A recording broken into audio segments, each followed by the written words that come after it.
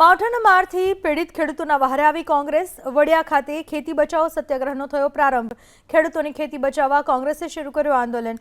ખેડૂતોને સાથે રાખીને કોંગ્રેસે સત્યાગ્રહ આંદોલન કર્યું શરૂ।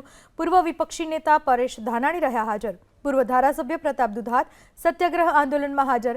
ખેડૂતો સાથે રેલી મારફતે પરેશ ધાનાણી દુધાતના સૂત્રોચ્ચાર। રેલી યોજી કોંગ્રેસ નેતાઓ ખેડૂતો સાથે પહોંચ્યા। મામલતદાર કચેરી મામલતદારને આવેદન પાઠવી ખેડૂતોના દેવા માફ કરવાની કરી માંગ। કપાસ મગફળીનો પાક મામલતદારને કર્યો અર્પણ।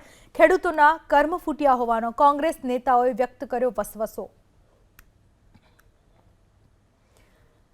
મગફળી સહિતના પાક સાથે કોંગ્રેસી નેતાઓ પહોંચ્યા હતા। ખેડૂતોને વીઘા દીઠ અંદાજિત 50,000 રૂપિયાનો ઉપજ અને ખર્ચ પેટે નુકસાન થયું છે એનું સત્વરે વળતર ચૂકવવામાં આવે। ખેડૂતોના સંપૂર્ણ દેવા માફ કરવામાં આવે।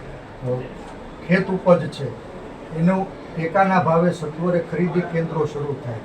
ખેત ઉપજની ગુણવત્તાના ધોરણો હળવા કરવામાં આવે। ખેડૂતોની ખેત ઉપજની ખરીદીની જે મહત્તમ મર્યાદા છે એ દૂર કરવામાં આવે।